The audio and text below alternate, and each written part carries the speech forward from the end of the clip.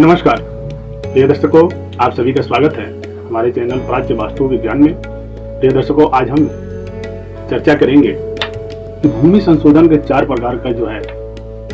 लक्षण। भूमि संशोधन अगर हम करते हैं तो 4 प्रकार से हम भूमि का संशोधन कर सकते हैं, अपने गृह का भी संशोधन कर सकते हैं। शल्य विचार यानी कि हमारे गृह में किस प्रकार का कौन सा दोष है, इस विचार को जानने के लिए कहां पर और है, इसी के लिए हमको जानने की आवश्यकता है कि क्या आपके गृह में किस प्रकार का कौन सा दोष उपलब्ध होने से आपको किस तरह की परेशानियां उत्पन्न करती है। मैं पूरे वीडियो में बताया हूं कि आप गृह का कुंडली बनाने के लिए क्या करना चाहिए, किस प्रकार से आप अपने गृह का कुंडली निर्माण कर सकते हैं, जिसको आपको सर्वप्रथम प्राप्ति हो कि हमारे गृह में कौन से ग्रह ऐसे पीड़ित हैं जो हमको अधिक से अधिक परेशानियों का सामना करना पड़ता है। कोई पुत्र प्राप्ति के लिए अधिक संकट में पड़ा हुआ रहता है, कोई अपने पुत्र से, कोई अपने पारिवारिक जीवन से, कोई आर्थिक स्थिति से, तो कोई जो है परस्पर मतभेदों के कारण जो है गृह में अनेकों प्रकार के ग्रह की उत्पत्ति हो जाती है। यदि आपका गृह वास्तु अगर पीड़ित है तो आपको इस प्रकार की जो परेशानियों का सामना करना पड़ता है। यदि आपके गृह में वास्तु पुरुष अगर पीड़ित नहीं होते हैं तो आपका गृह जो है मंदिर के समान एक ऐसा स्थान हो जाता है कि उसमें प्रवेश करने वाले व्यक्ति के मन में थोड़ी सी भी किसी भी चीज की कोई भी तनाव उत्पन्न ही नहीं हो पाती है, जो आपके जीवन काल में इस तरह का परेशानियां उत्पन्न करे जो आपको अधिक से अधिक संघर्ष कारक योग बनाए। मंदिर में जाने मात्र से व्यक्ति का जीवन जो है सुखमय हो जाता है, सारी चिंताओं को छोड़ करके अपने जीवन के लिए अच्छे जो विचारधारा पर प्रकट करता है। उसी तरह अगर हम भूमि के लिए अगर कुंडली निर्माण कर रहे हैं या भूमि का जो संशोधन कर रहे हैं तो सर्वप्रथम जो हमको देखना है कि भूस्वामी यानी कि भूमि जिसके नाम पर है, गृह निर्माण संबंधित प्रश्न हो अथवा निर्मित भवनादि संबंधित प्रश्न हो तो प्रश्नकर्ता को सर्वप्रथम यह देखे कि आपका भूमि है तो आप उसको प्रश्न कर रहे हैं कि हमारा भूमि कैसा है। तो आप जिस समय वो प्रश्न को करते हैं आपके नाम का जो राशि पड़ता है उसी को जैसे कि हम कुंडली देखते हैं उसी प्रकार उसको लग्न मान करके निर्धारित किया जाता है। उसी पूर्वक जो है ग्रह संबंधित कर हम जन्मांक चक्र एक जो है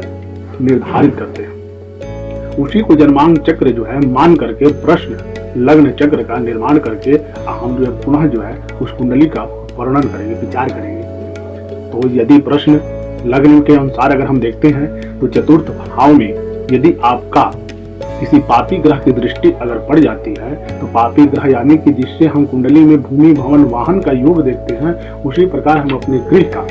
कुंडली यदि निर्माण किए हुए हैं तो उस कुंडली में हम चतुर्थ भाव को देखेंगे कि हमारा चतुर्थ भाव पर किस ग्रह का जो है दृष्टि है। अतः चतुर्थ भाव पर दृष्टि यानी कि गृह के दृष्टि पर हम विचार करते हैं कि किस ग्रह का जो है सर्वप्रथम दृष्टि पड़ता है। तो यदि चतुर्थ भाव पर रवि यानी कि सूर्य का दृष्टि हो तो उस भूमि पर निवास करने से संतान शोक होता है। उस भूमि पर अगर आप निवास करते हैं तो संतान संबंधित जो है आपको शोक यानी कि आपको व्याकुलता बनी रहेगी कि सूर्य का दृष्टि आपके चतुर्थ स्थान पर पड़ने मात्र से संतान का शोक व्याकुलता पूर्वक जो है मनाते रहेंगे। आपके गृह में संतान की उपलब्धि में परेशानियों का सामना करना पड़ेगा। यदि उस भूमि यानी कि चतुर्थ भाव पर अगर नर शल्य का अगर युक्त हो तो यानी चतुर्थ भाव पर चंद्रमा की दृष्टि हो तो उस भूमि में द्रव्य होता है, यानी कि आपके गृह का चतुर्थ भाव में अगर चंद्रमा की दृष्टि पड़ जाती है तो आपके गृह में जो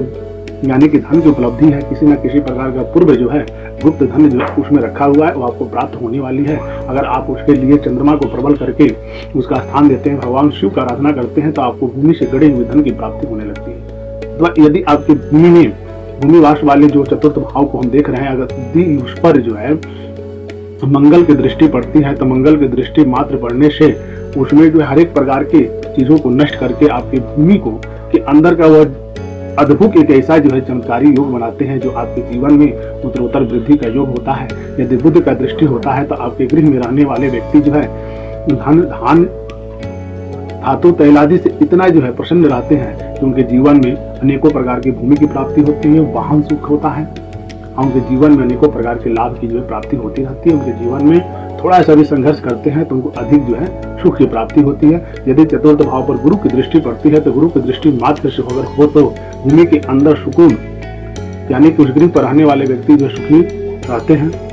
सुकून का जीवन अपना जीते हैं। और उनके जीवन में धन की कभी जो है कमी नहीं होती है। बृहस्पति जो है उनके लिए शुभ भूमि फलदायक हो जाते हैं, उनके लिए शुभ भूमि होती है। अगर शुक्र की दृष्टि अगर आपके चतुर्थ भाव पर पड़ती है तो आपके जीवन में सुख का जो है अद्भुत जो है योग उत्पन्न होता है। लेकिन आपके गृह में शैल दोष के कारण आपके जीवन में थोड़ी सी परेशानियां उत्पन्न करते हैं। यदि आपके गृह में चतुर्थ भाव पर यदि शनि की दृष्टि पड़ती है तो शनि की दृष्टि मात्र से आपके जीवन में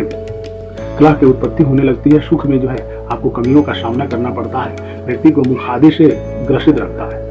यानी उग्र स्वभाव होने के कारण, या उसको मुख को दुर्गंधित कहते हैं हम उस चीज को जो मुख से नशीला पदार्थ का सेवन करना, जुआ शराबी का जो योग उत्पन्न करता है शनि का दृष्टि। यदि आपके राहु की दृष्टि आपके गृह पर पड़ती है चतुर्थ भाव में तो आपके गृह में जो है भूत प्रेत आदि का छाया जो है उत्पन्न होने लगता है। केतु की दृष्टि पर संस्कार यानी कि विहीन व्यक्ति उसमें होने लगते हैं। अब भूत प्रेत आदि की बाधाओं से लेकर के शिशु शल्य से युक्त जो है आपका गृह हो जाता है, यानी कि आपके गृह में अनेकों प्रकार के संघर्ष होने मात्र से आपके जीवन में कष्टदायक योग उत्पन्न होता है। अगर इस प्रकार के आपके गृह में परेशानियों का सामना करना पड़ता है तो आपके गृह में देखें कि किस ग्रह के कारण आपको कौन सी परेशानियां व्याधियां उत्पन्न होती है। अगर इस चीज को आप अगर अपने गृह में विचार कर लेते हैं आपके जीवन में किसी तरह का आपके गृह में प्रवेश करने मात्र से आपके जीवन में परेशानियों का सामना नहीं करना पड़ता है। मैं इसी उद्देश्य को लेकर के वास्तु शास्त्र को उपस्थित होता हूँ कि आपके गृह संबंधित